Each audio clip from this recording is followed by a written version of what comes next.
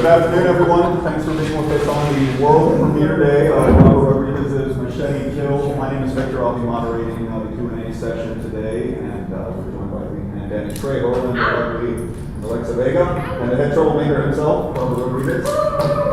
We'll open things up with a question for Robert, and then after that, please raise your hands. I'll be more than happy to bring over the mic, and we'll go from there.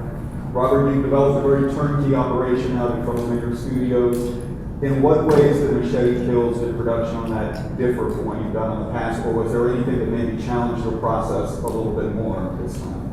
No, we used it, if not more than ever, we had to rely on it. It was a very short shoot. It was a 29-day shoot. It was 10 days less than the first Machete, so it was already a much bigger movie.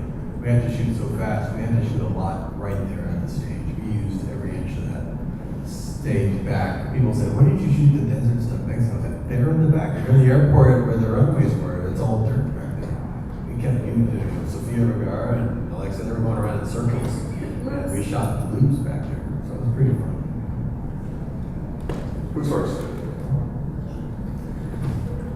Hello, my name is Dan. I'm Synapse. My question is for Robert. Was it hard to go beyond the trailer and do another film in the Machete universe? I don't know if it was hard. It was exciting. It was definitely fun and challenging, and I was excited about doing sequels, a couple of sequels in one. One in particular, I always wanted to see Machete go in space. I would love to do two, but I would really love to do three. And I would tell the audiences that, like at Comic-Con, they would say, "I really want to see part three." I thought I'm going to get a flavor of that into the second one and get get your cake and eat it too. So any chance to do like a multiple movie with Danny and the Machete character was what I was kind of looking forward to doing in this. I think you had kind of fun with it. Hi, my name is Barbara. I'm with Nuclear Salad.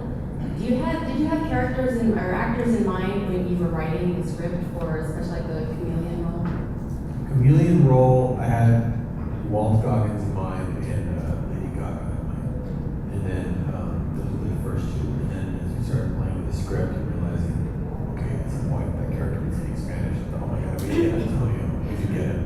It would be great to have him, just see him in that truck with Danny Trejo, since they started together, Desperado, did another franchise together, which was the Spy Kid franchise. For them to be in a third franchise together, that would be pretty amazing. And just to have that history between them. But he was available and he was eager to do it, which was really cool. And then Cuba, I had always wanted to work with him. Somebody called and said, there's probably no role for him, but can you meet with Cuba Gooding Jr.? Oh my God, yes, I would love to meet with him. And I got a role for you. It'd be really fun. And so it was cool getting to play with different actors. Hi, my name is Tracy. I'm the co-operator here in town. And speaking about casting, you've had a trend of casting established action heroes as bad guys with Sylvester Stallone, Spy Kids 3, Steven Seagal and Machete, and now Mel Gibson. Is there a motivation behind that? Between casting, what kind of actors? Oh, just established established, guy, yeah. action guys as the villains. Well, I was always, these are people that I just been huge fans of forever. Stallone, we used to go watch Rocky and Rocky 2 every night when I was taking to go see it at 7 o'clock showing there at the one single theater in San Antonio. And I thought it would be a dream to work with him, so I had a Spy Kids movie.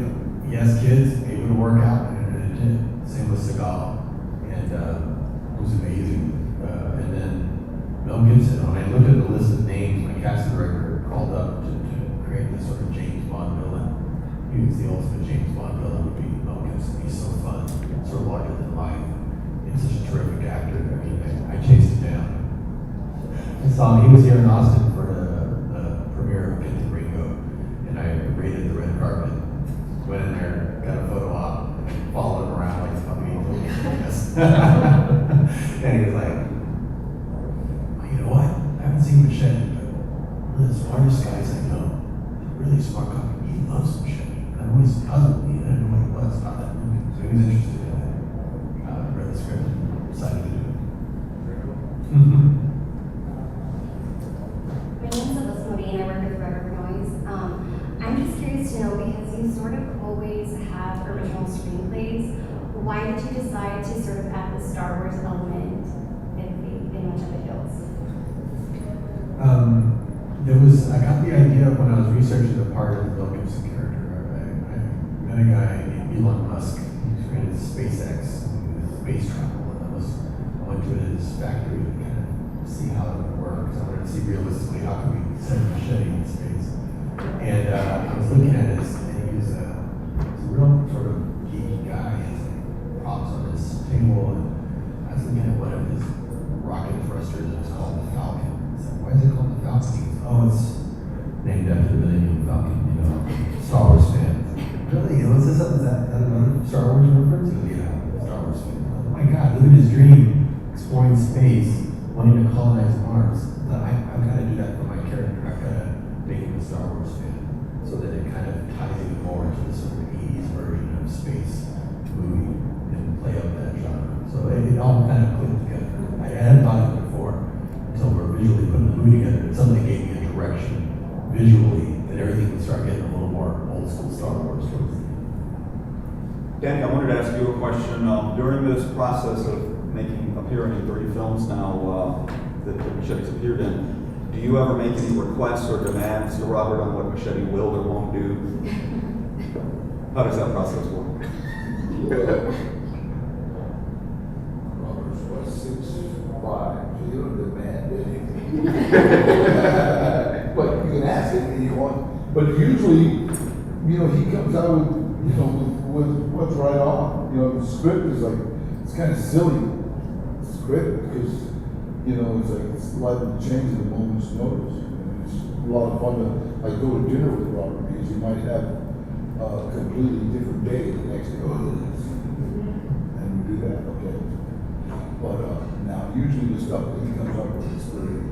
Danny's usually happy with what I figured out for him. He's like, wait a minute, I have a love scene with 2 women? The closest I ever had to a love scene was when I almost raped Rachel Tickleman. Well, we're taking a love scene. That was the closest I ever came to a love scene. But I always know, like, not to ever really memorize my lines with you because they're always They'll change, changing. You tend to try to improve his I remember working with Johnny Depp, all of a sudden Robert comes over, hey, say this. Are you a Mexican or a Mexican? I'm more like comic line. Yeah, people never know. They have their sides for the day, which means their version of the script. So if there's a new version of the lines, they get it that morning. And it's sometimes completely different. You know, it's, you can say the lines like, oh, that's not right. No, I got the new sides. Where'd you get that this morning? Oh, it's changed. It's not even the latest one anymore. Oh, here, it's something here. But working with you, you're always really inspired by kind of what we're doing. Even during Spy Kids 2 at the rap party, there was like this fun little talent show, and a couple of girls and I got together and we put on this like big dance that and choreographed this whole routine. I was really excited, and that's where I got the idea to do like a whole music video at the end of Spy Kids 2, where we're like dancing and singing at what theater is it? Yeah, the Paramount. At the Paramount Theater right there. It became a big moment in the movie. Yeah. Because, I get inspired by what the actors are doing, what they bring to the art, what they bring, what they're passionate about. A lot of us have got a memory like an elephant. I was looking for him at Comic-Con, like, years before we did. And I was saying, you know, Robert, I called you, man, and everybody said, I'm always on the phone, or you don't text me. And I just have to say, Machete don't text. The next thing when I get, what? It was in the movie.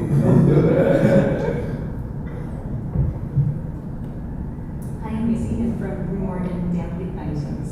And I noticed that you often write very, very strong female characters in your films. Thank you so much for that. I was wondering if you consider making a female lead as you do with Danny and Machete. I do like female characters that are strong, mainly because I'm from a family of 10 kids. There's 5 boys, 5 girls. My sisters, I grew up with my sisters, were just the best. They're all really strong. My mom, of course, having 10 kids, being a nurse. This is just my worldview. Is I just grew up with a lot of strong women. So any part I write, it's going to be strong women. I consider, sometimes they're not credited as the lead, but I think like she was the lead of Spy Kids. I felt like, you know, the Charity Carly character, Planet Terror, was the lead. She was about her.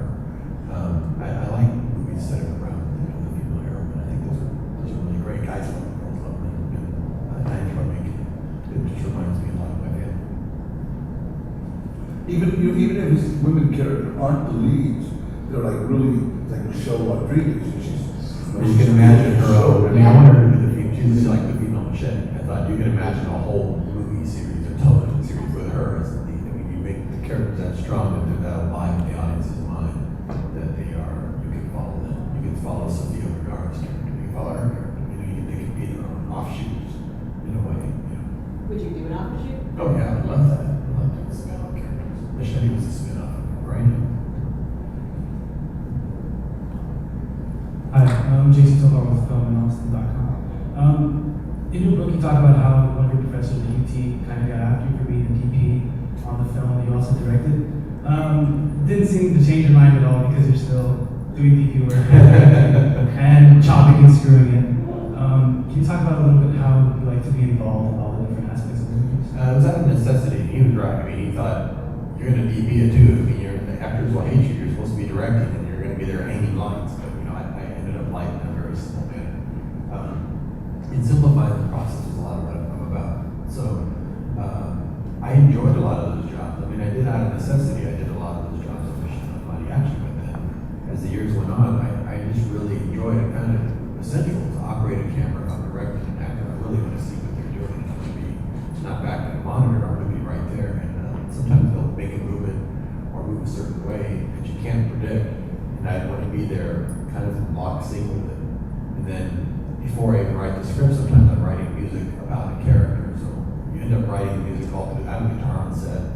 So most composers don't come on until the very end. That's how Hollywood system works. For me, I'm already writing. By the time we bring on a composer, I've already written half the score just because I'm musical and then I come up with things to help me figure out a character. So I end up doing a lot of jobs, not because I don't want to hire anybody, but I really enjoy those jobs. I think they're kind of essential in the process for my process. When we were doing Desperado, I used to like joking with it because he would be doing so. Robert, we got people for that.